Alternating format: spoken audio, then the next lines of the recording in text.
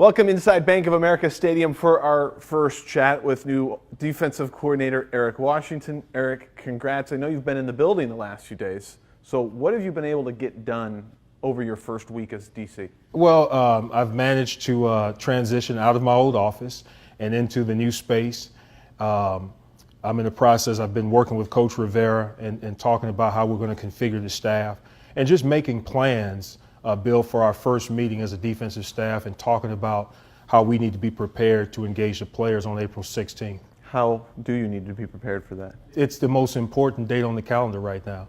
I mean, that's our first opportunity to introduce to the players exactly the direction we're going to go in and to make sure that they have confidence in our plan and that they understand how we're going to work together as a staff and as a group of players to do everything we can to compete for a championship. Still a couple months away, but are you able to give us a preview of what that meeting might be like or what some of that plan is? I'd like to keep that close. I just know this, it's going to be thorough, it's going to be all-inclusive, and it's going to reflect the design, what the design of our defense is going to be. It's going to be exciting, and it's going to really be about the players. It's not about us as a staff. That plan is going to be about the players. So Ron, at the end of the year, seemed pretty convinced that Steve Wilks was going to get a head job somewhere.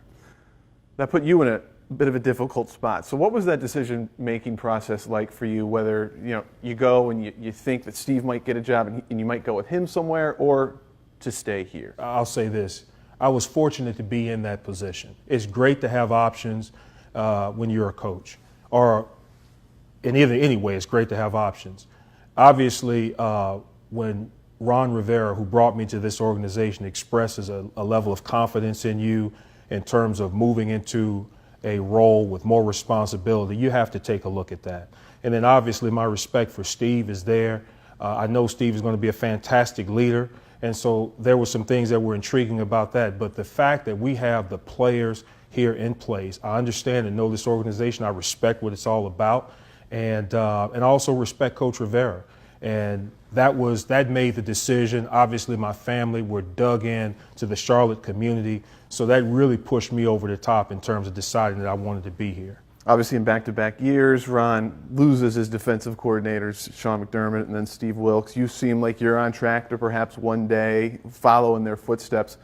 What is it about Ron where it seems like he's growing a proper coaching tree now? Well, I think, first of all, Ron selects individuals that are secure. That's a quality that he has. He empowers you, he gives you your assignment, and he gives you room to go and to do that, which I think produces and promotes a certain level of growth professionally.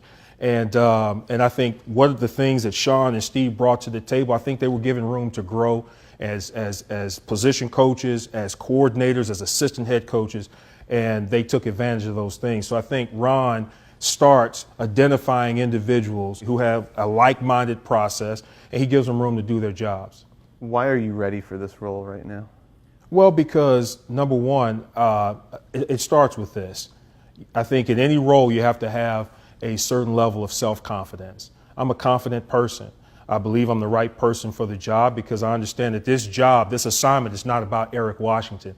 It's about making sure that our staff and our players have the room, the devices, the plan to be the absolute best that they can be. I'm merely a facilitator, and we'll have a great plan. We'll be extremely organized, and we'll go out and we'll do the things that we're capable of doing and supporting the overall mission of this team. Am I wrong to assume that you'll now move up to the booth to coach from up top now? Yes, you are wrong to assume that. Yeah, I've got some ideas on that. I'm going to sit down and kind of take a look at where I would be most effective managing the game as a play caller, and make sure, more importantly, our staff, we're all coordinated. And so that decision will be kind of forthcoming. Wasn't a huge difference between what Sean did and then what Steve did. Obviously, there was some more aggressiveness last year, but will we see any changes, and if so, what will they look like going into 2018? We have a foundation. We have a system, if you will, and that system consists of being able to create negative plays, which means sometimes you're pressured. It also means that sometimes you can rely on the basic design of your defense to generate those things also.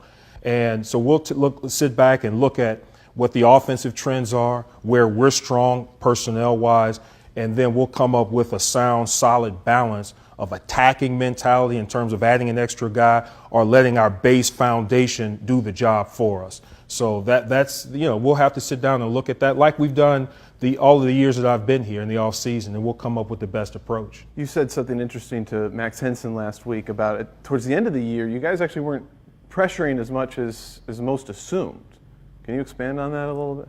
One of the things that Max and I talked about is that, our desire or the idea of pressuring was kind of a result of some of the things that were happening, that offenses were imposing on us in terms of the amount of people in protection and what they were doing. And so we kind of had to have a response and a reply to that. Toward the end of the season, our rush was really humming. We were able to generate some pressure with our front four. And obviously, and also, our offense plays a big part in that.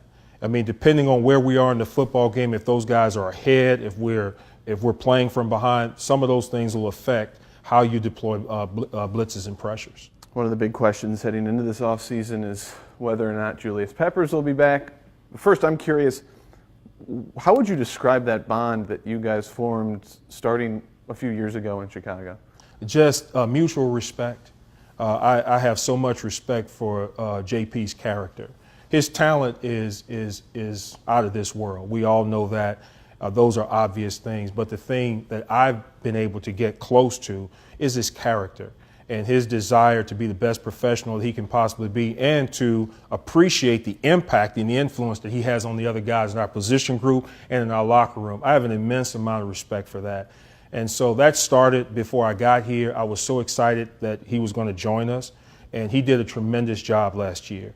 And so we'll just see what happens. We'd love to have him back, obviously. The guy obviously has had a bunch of coaches throughout his career, but even that a few years ago when he was thinking about perhaps coming here, one of his reasons was you. So what is it about you that you think that clicks with Julius? JP could really answer that. I don't want to speak for him. I just know that my approach with JP, with Julius Peppers, and with every person that I've had an opportunity to work with is I want to give them my absolute best on a daily basis. That every day I walk into that room, I want to move them 3 inches closer toward being in a position to be productive. And I think Julius responds to that. I think he sees someone that's consistent and my preparation and my sincerity. And I don't know why anyone would not respond to that. So he's down in Miami right now, probably thinking about whether or not he should come back. Are you going to do any lobbying? You can't. The NFL tells you that you can't. And you know what? The thing is, you give a guy like that a room to assess and evaluate what he wants to do. You want a man like that to play as long as he possibly can play because of what it means to you on and off the football field.